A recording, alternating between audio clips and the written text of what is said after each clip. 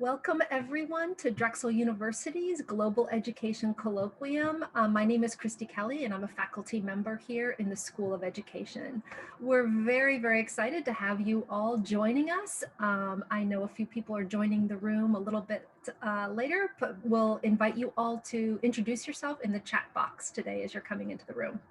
The Global Education Colloquium is a monthly speaker series event here where we invite senior, emerging, and practitioner scholars in the field of comparative international and education development to share their work with us. We're very excited today to have Dr. Alia Ammar, an alumna of Drexel University, presenting on her research that came out of her dissertation on special education policy in Egypt. Dr. Ammar is an alumna of Drexel School of Education. She is passionate about education, equity, and English language and literature teaching.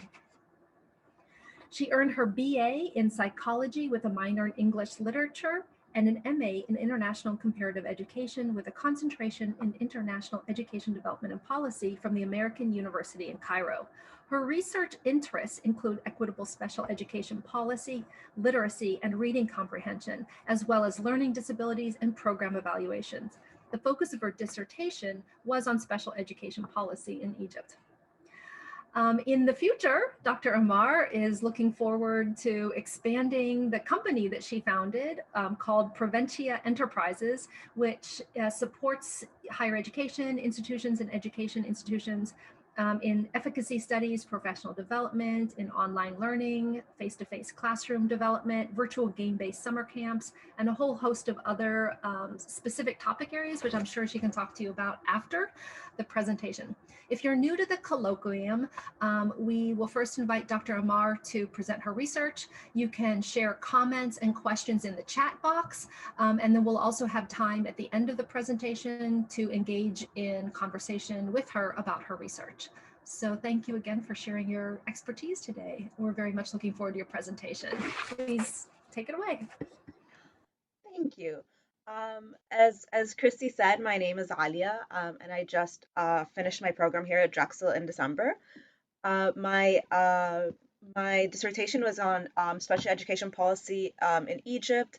It's a mixed method studies of implementation and perception at 3 international schools in Cairo. So what I'm gonna do is we're gonna briefly go through a brief intro, and then I'm gonna walk you through some of my results, my meta-inferences, the implications of my study, future research, and my final conclusions. So my research problem essentially is that special education in Egypt the policy itself is very vague and discursive in nature. There isn't a clear and comprehensive policy due to that, and without which you can't really have an adequate policy that can actually make a difference and help students. Like I said, current policies lack the information, and the new constitution that we had after the 2004 after the 2010 11 revolution 11, yeah, it kind of got a little our constitution got a little weird. I'm going to share with you a quote from that at some point, and it's something. Um, and Sorry, I got confused with the admitting thing popping up. And then there's also a lack of awareness and understanding, and a lot of that is because of the cultural stigma associated with disability. So just just for clarification, the policy that I'm focusing on was Egypt's Child Law 12 from 1996 that then became updated in 2008 and became Child Law 126. This law mandates that special education or special needs students receive proper care based on their needs, and that they have the right to a healthy social, physical, and psychological life that nurtures independence and facilitates social integration. And so, in accordance with Law 12 or 126, the Ministry of Education has special schools and special classes for people who have visual or auditory impairments, as well as those with intellectual disabilities. a study that was conducted by the Ministry of Education, and they don't actually publish the number of participants in that study, but what they said that was that 32.9% of the participants expressed difficulty in educational opportunities because of this lack of specialized schools where they live. Another policy that's important, or like another government piece that's important to note, is that there's Resolution 124 that specifies that students should be provided with the same opportunities regardless of their disabilities. Additionally, Ministerial Decree 442 specifies that international schools can have a special needs or special education department, but it's basically if you want one, go for it. We're not going to help you. Like there's no oversight. Um, and this is the quote that I wanted to share with you from the Constitution. It's in Chapter 2, it's Article 81 of the Constitution. It essentially says that it's about the rights of the disabled, as they put it, and it basically says that the state shall guarantee health, economic, social, cultural, sporting, and educational rights of dwarves and people with disabilities. The state shall work to provide opportunities for such individuals and allocate a percentage of these opportunities to them.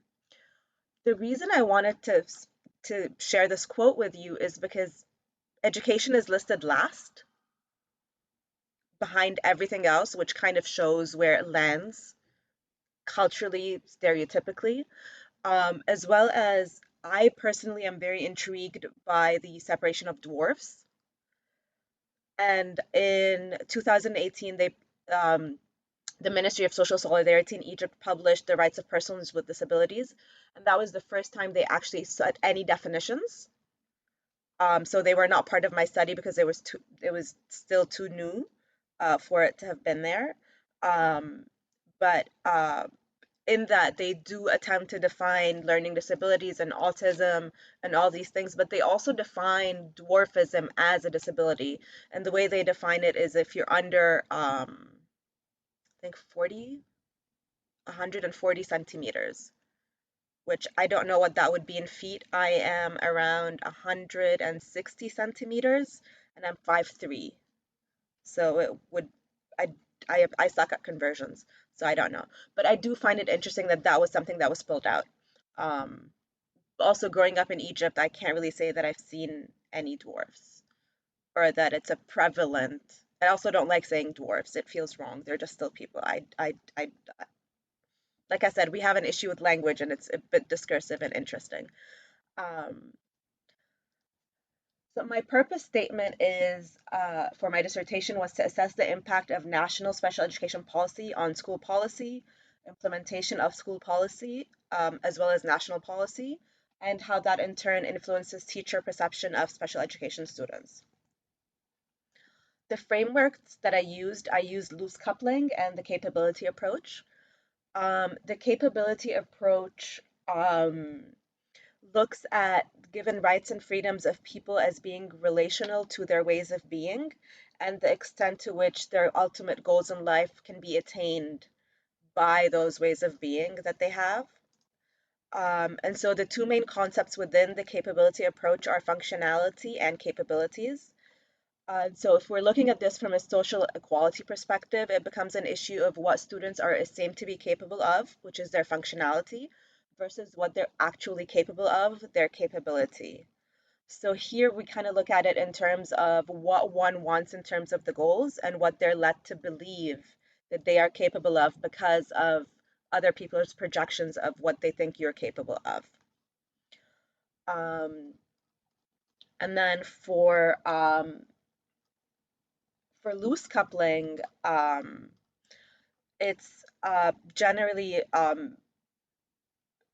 Darlingham and Bransford, I believe it was in 2005, where they wrote that there's a significant difference between the different perspectives of those who develop the policies, the teachers who are expected to implement the policy, as well as the educational leaders. As we can see here, like those would be the three different perspectives, and that the loosely coupled nature of educational organizations and institutions, as well as those who provide the policies, are open to be implemented, often depict those different perspectives and as such, there's often slow feedback and difficulties with implementation because there isn't a direct line of communication. Um, and so I'm gonna go through like very, very briefly through my like some pieces of my lit review, just like the main headings and like what their general findings were, so we can focus more on the findings that were the most interesting.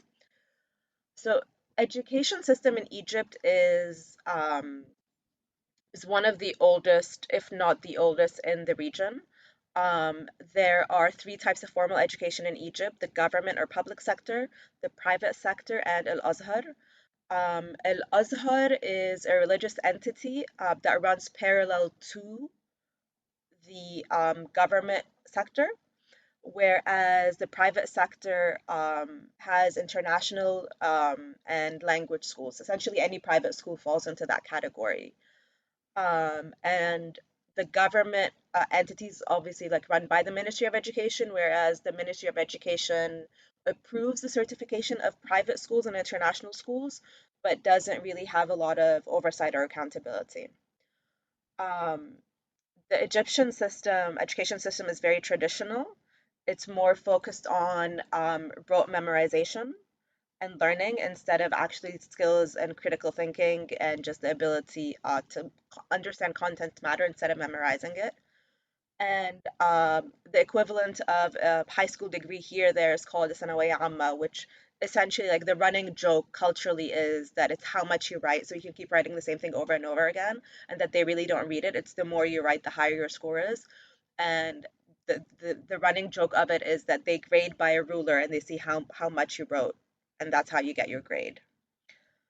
Um, so yeah. Um, the two types of private systems that I'm looking at in Egypt for this study were schools that offer the American diploma or the international baccalaureate diploma. Um, and so that's something I'm going to talk about a little bit more later. In terms of special education or disability in Egypt, again, this is a relatively new field. Egypt has the oldest and largest education system in the Middle East. However, it has a very high illiteracy rate, according to GED in 2014. As of 2017, the illiteracy rate was 25.8% of the population. And considering how large the population is, that's a pretty big number. I think last I checked, it was around 100 million. So that's a pretty significant number. Special education started, essentially like the first occurrence of interest in special education in Egypt started in the 19th century under the British occupancy of Egypt, and that's kind of how it started. And then eventually it led to it actually being part of the government. And in 1956, they've had their first Institute for Students with Intellectual Disabilities. And then by 1978, they have various special education department sections that have been outlined, and they're still in effect today. They have one for the education of students with visual impairments, for hearing impairments, for students with intellectual disabilities, as well as just administrative services for them, for those who work in that department. There are, as I mentioned previously, societal factors to all this, specifically that culturally, um, there is a taboo associated with having a disability. It is often blamed on the mother as though she had done something wrong and was cursed with a child who has a disability. Um, it very likely people with disabilities, regardless of the kind of disability, face discrimination. And until recently, they were referred to as mentally retarded or mentally handicapped. So we're a little slow when it comes to political correctness in Egypt. And so in a collection of studies, that discrimination has brought up, and it's so embedded in the society, especially because of the specialized schools. People are not used to seeing people who are different from them because they're tucked away in the specialized schools. that when you see something different, they react to it, right? So, like an anecdote that I'm going to share is one of the schools in the study I worked at, and one day we went on a field trip to a school that was specialized for those with Down syndrome. And it was one of the worst experiences of my life because of how the students there were treated. Not only were the caretakers at the school and the teachers not well prepared and not trained, but they were also kind of just verbally abusive. And they had their students perform to our students to show that, oh, they too can be normal. But one of the worst things about it is that the person leading this from our school as part of the project, the community service project, kept scaring our students from students with Down syndrome and kept referring to them as mentally retarded. And so we get into the place, and she's allowing our students to take pictures of the students enrolled at that school doing normal things. And it speaks to how there's a cultural lack of understanding and awareness of not just at times basic humanity, but what it is to have a disability and how to be treated. And yes, you may have a disability, but it does not define you. Um, the second piece here is, like I said, inclusion and teacher perception. I looked at it in terms of the US and Egypt, and there are some differences in that in the US it's more embedded in the system.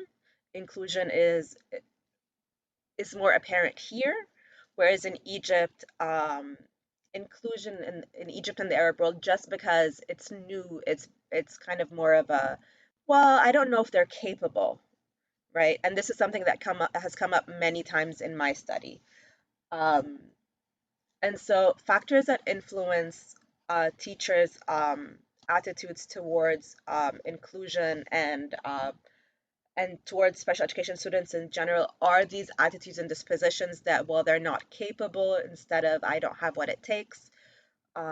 It's age. Some studies show that there's a specific age range where you teachers are more likely to be inclusive, and that what essentially I found in the literature was that the tail end, if you're like in your 50s and 60s, you're pro inclusion. If you're in early 20s, you're pro inclusion. But if you're in the mid range of like 30 to 40, you're anti inclusion. And that was really interesting because it wasn't clear in that specific study why that was the case. Um, and finally, the last thing that I looked at for my lit review was the international transnational school philosophies. International and transnational schools can loosely be defined as formal education that takes place outside of local or national education systems, whether they're delivered at home or overseas. And that means that there's an incredibly high turnover rate for international transnational schools because it's a way for people to see the world. So it often attracts the wrong kind of educator. And that is something that also has come up in my findings. So in terms of definitions, for Egypt specifically, we have a definition from 1969 that any individual who differs from normal individuals in a physical, mental, or social aspect to the extent that it requires a special rehabilitation to take place makes him or her reach maximum abilities and potentials. Another one is from 73 is that the citizen that has one or more disabling barriers have resided in which weakened his or her ability and made him or her in serious need for outside help or institutional support based on scientific and technological basis to render him to a normal level or as close to possible to normal.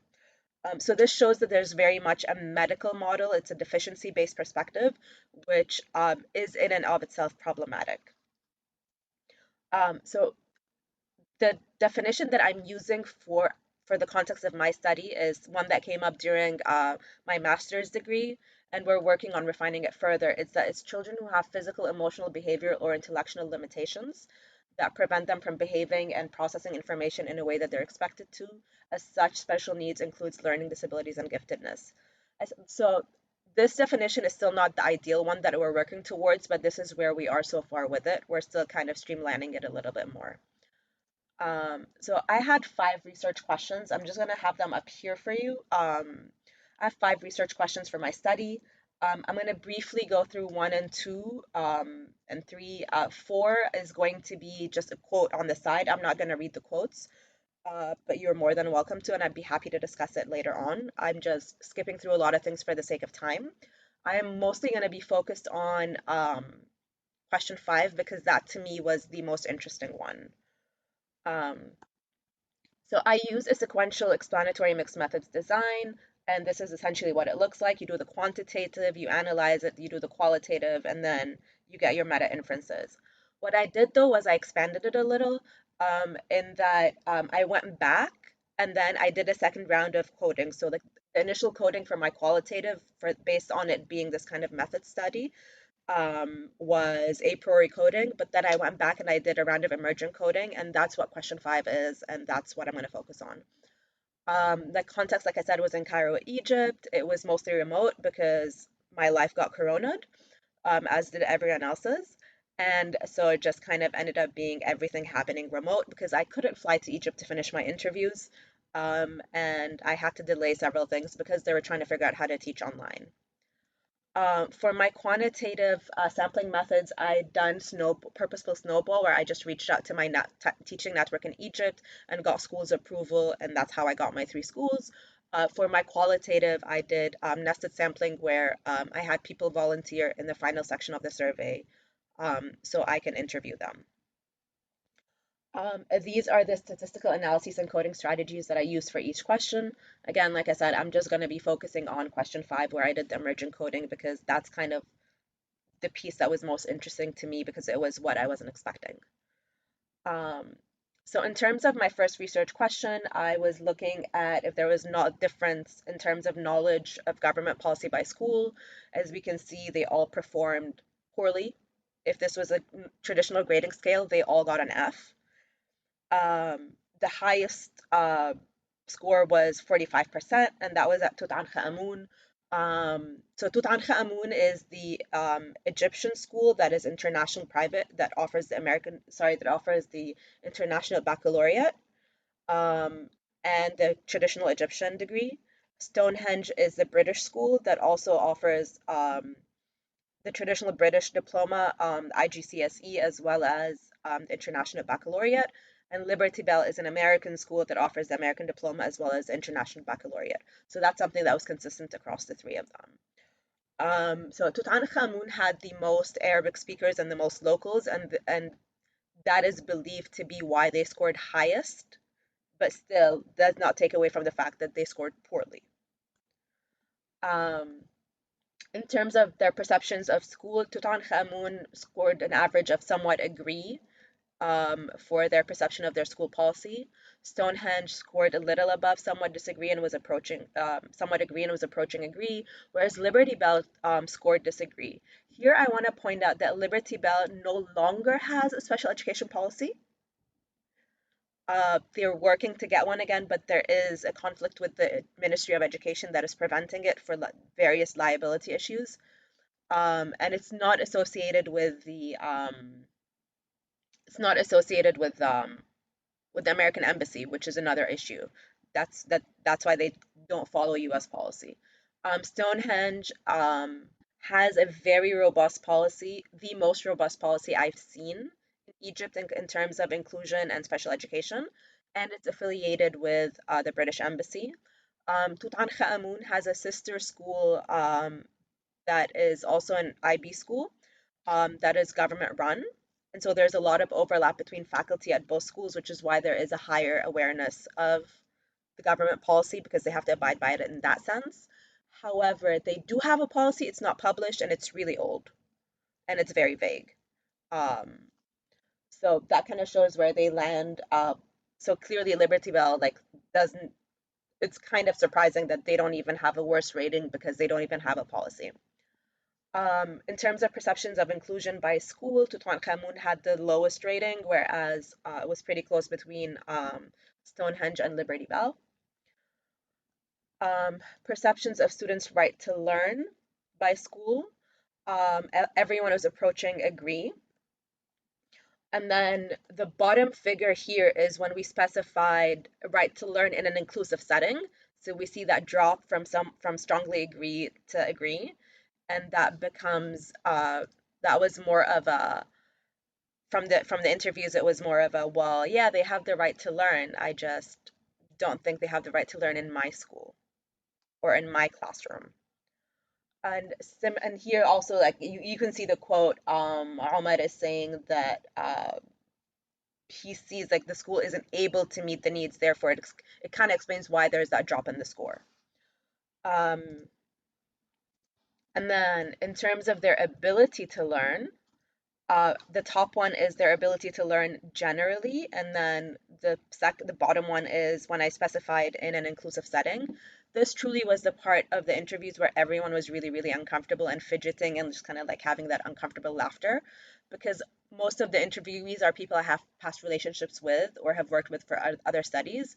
So it was just kind of easy to for them to be comfortable and kind of for me to push them a little into answering what or trying like getting at why they think that drop happened. And essentially it's because to them they feel that failure, if the student doesn't succeed in their classroom, it means that they're a failure, not the student. So what ended up happening was that they projected their inability to accommodate the needs of students with disabilities as a lack of ability from the student's perspective, and like, oh, you're able to learn, just not in my classroom because you don't have what it takes, rather than I don't have the tools and resources to help you succeed, therefore my classroom is not the best setting for you.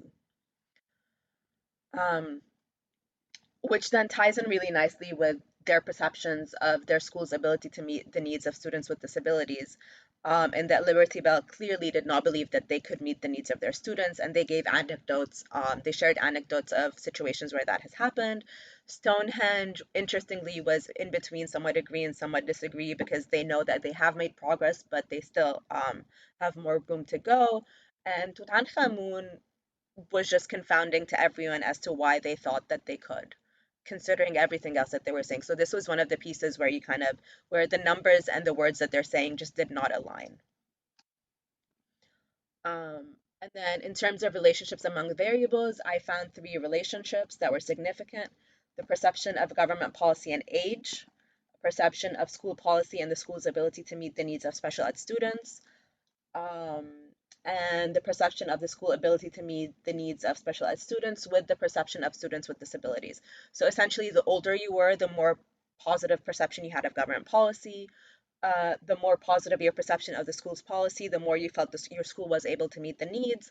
And the more positive your perception of the school's ability to meet the needs of special ed students, the more positive your perception of students with disabilities was. Which brings us to the fun stuff, the things that I did not expect to find and found: culture, bias and perceptions, international and transnational philosophy, tension and identity, and just the theme of teachers in general. So I'm going to start with culture. Sorry, I messed up my animations. So, culturally in Egypt, like I said, there's a taboo when it comes to disabilities in general, and not just in Egypt, but also the region. But Egypt is situated in a very interesting spot because it's in North Africa, but it is associated still with the Middle East. So it has a little bit of both of the African perception of curses and you've done something wrong, but at the same time, it has the thing of God is punishing you. Um, so kind of that was really interesting. But in terms of schools, like in terms of culture, I specifically found two things. I found the culture within the school itself and the culture associated with the curriculum being offered, right? So there were pieces relevant to the American culture in the American school, the Egyptian culture in the Egyptian school, and the British culture in the British school. In that, I'm gonna have all the three quotes come up just so that it's, there we go. So Brian, for example, said that the American system is very much believes in the right to learn that should be accomplished in a public education setting, and that the private education setting doesn't need to be part of the right to learn. And he stated that I do think it's firmly enshrined into the American belief system that everybody has a right to learn. The question then becomes where, right? And this is something that came up in the findings, and that, oh, they have the right to learn, just not in my classroom. And that's part of the elitism associated with private schools, which, funny enough, there is a school in Egypt called Elite, right? So even though the teachers at the school, at private schools, like, know that they're exclusive, and therefore, like, if you're exclusive, then realistically you're not inclusive because you can't be. It then became a piece of like, where the parents kind of like referred to, like, oh, well, they go to the school because it's elite. It's kind of more of a status piece, which kind of takes away from it. But it got to the point that we really do have a school called Elite, which is just beautiful and horrific at the same time. And I will also add that something that came up, especially in this culture piece, in terms of the schools and the three different cultures of the different countries, is that a lot of people in choosing those schools choose it because of that exclusive nature and don't really care about it until it turns out that their child needs accommodations and they can't get it at the school. Right? So, like, oh, I chose you because you're exclusive, and now you're saying you can't help me. We're like, you came into this knowing that this is not something that we do, right? We do not provide this. We are unable to provide this. Sure, your son can stay here, but he will become a failure because we cannot meet his needs. Or you can transfer him to a different school that can better meet his needs and help him become the successful person that he wants to be. Is a conversation that has been had many times, right? Um, and like I said, until recently, they used to say handicap and like mentally retarded, and it was just horrible. Um, Another piece that I found was bias and perceptions. I will add that the British school, in terms of culture, had inclusion enshrined in the system because it's enshrined in the it's very much embedded in the culture. So it was very much embedded in the school system, and it was much more natural. Katie, I thought you were having a bottle of wine, and I was like, whoa, it's early. I'm jealous. I wish. Sparkling water. Um, and so then, in terms of bias and perceptions, Um, in, in, in relation to the anecdote that I shared earlier about the visit to the school of students with Down syndrome, when Omar became the lead of that project, he stopped the concept of taking pictures, and because and then he refers to like his first visit, which was the one that I shared with you earlier, and he was just so horrified by everyone like taking their phones and like taking pictures and recording. And like when we had our final trip to that school, like to share what we like the community pieces that we'd done for the school and the fundraising, the people at the school had their students play musical chairs for our students, which to me again was really disturbing because they could have played it together, right? Like there was no need to have that separation. So like he's made a lot of changes and like has made progress in that regard. Um, and Brian again says like what most teachers experience is the dissonance between what they believe everybody has the right to, but the reality of what they've experienced is all the challenges associated with having an inclusive classroom. And why sometimes that becomes more of a problem. And that's why sometimes the teachers project their own lack of training and the lack of resources from the school onto the student's ability. And again, Samia said, parents assume that if they diagnose their kids, they'll be doing them a disservice because they'll be forever associated with that cultural stereotype and that stigma. Um, like I said, international and transnational schools live very much in their own bubbles. It is not often that teachers would engage with the culture. There's a lack of cultural competencies unless you love it and decide to stay, or if you take the time to learn the culture. And even with that, there is a barrier because if you do want to learn about certain things of the culture, like you have to embed yourself within people that know these things, and oftentimes not everyone is aware of all these pieces. And if you're trying to do it through reading, then you have the language barrier as well. Another piece is that just more often than not, people are there for 2, 3 years. They just kind of, the contracts are short like that. More, very few people actually renew it because they want to go off on their next adventure and cross another country or continent off their list. And at one of the schools, something that came up was it negatively affected the quality of teachers that was being hired because the people were choosing that kind of as like, well, I'm going to go to Egypt on every break. I'm going to go like visit these places. And it ended up being that when there was a long weekend, they would leave school early and then students wouldn't have a teacher in the classroom because then they would bridge into a longer weekend. So just because they wanted to see like more places around the area and on the continent before they moved on to their next big adventure, which essentially renders the students as a pit stop along someone else's adventure. And one of the things that kept coming up a lot was someone saying, I want teachers who enjoy adventure, not adventurers who are teaching along the way, right? It's great that you love traveling, but it's not going to come at the cost of the children's education, is what it comes down to. And then finally, teachers. Brian says, if you're a teacher and educator, hopefully you believe in all kids and you believe that they all have the right and ability to learn.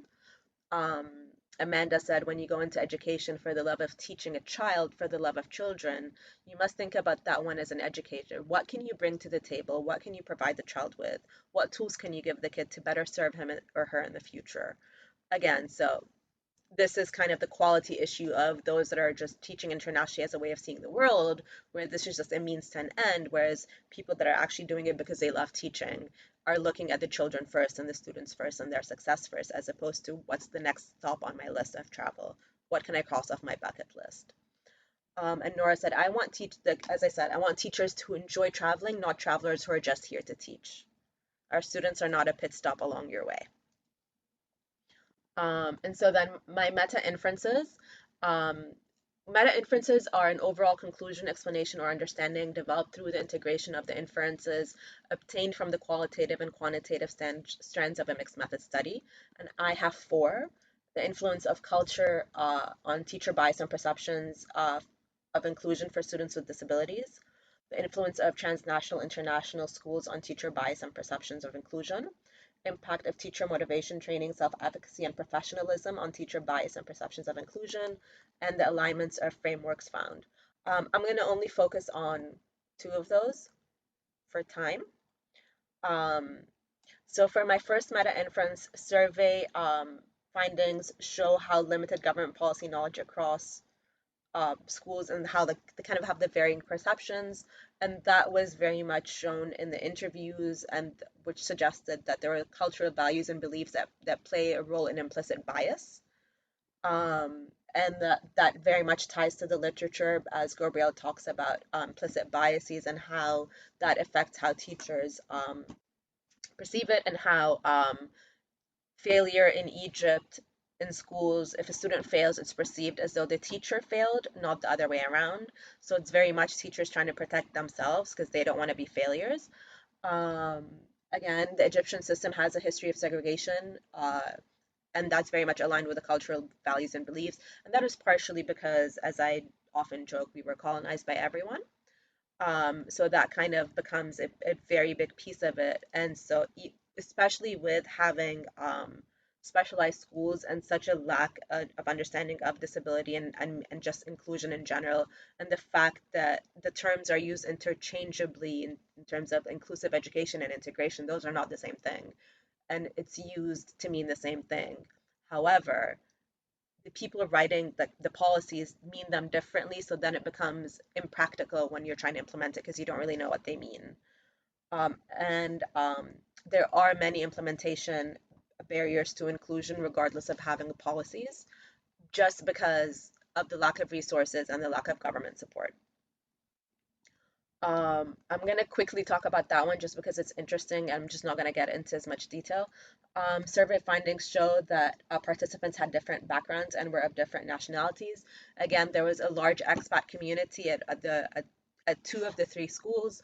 And so the majority of the people that responded to the surveys was very much mixed in terms of background and ethnicity and age, as well as in terms of teaching background. And then the interview found that motivation to teach internationally affects teaching philosophies and impacts turnover rates. Like I said, another stop to just cross another country off the list.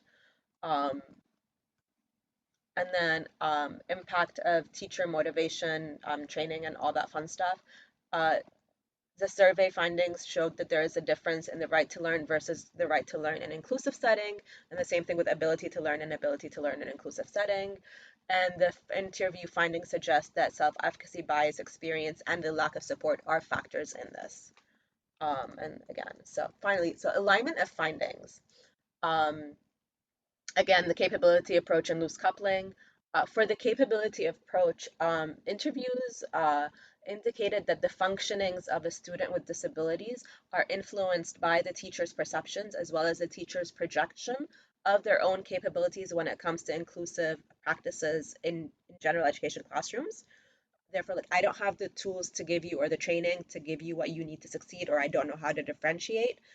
Therefore, you're just not going to succeed in my class because I just like in my head I decided that like that's gonna make me a failure, and therefore like I don't want you in my classroom, and I'm just gonna label you as a case and send you off to work with someone else. And then in terms of loose coupling, I'm going to point it out by each school. For Tutankhamun, the three loose coupling perspectives that I saw were the teachers responsible for the implementation and those who developed the policy, who also happened to be the education leaders.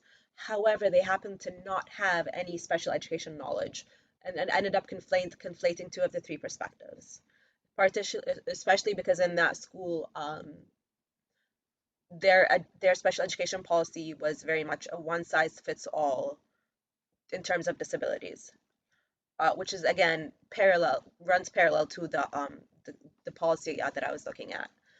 In Liberty Bell, the perspectives that I saw were the education leaders trying to develop a policy, the teachers who would implement the policy who are dying to have a policy to implement because they want to be able to better serve their students, as well as the third perspective would then be the government entity, the Ministry of Education, that's preventing the school from creating a policy in order to prevent liability issues because it's not associated with the American embassy.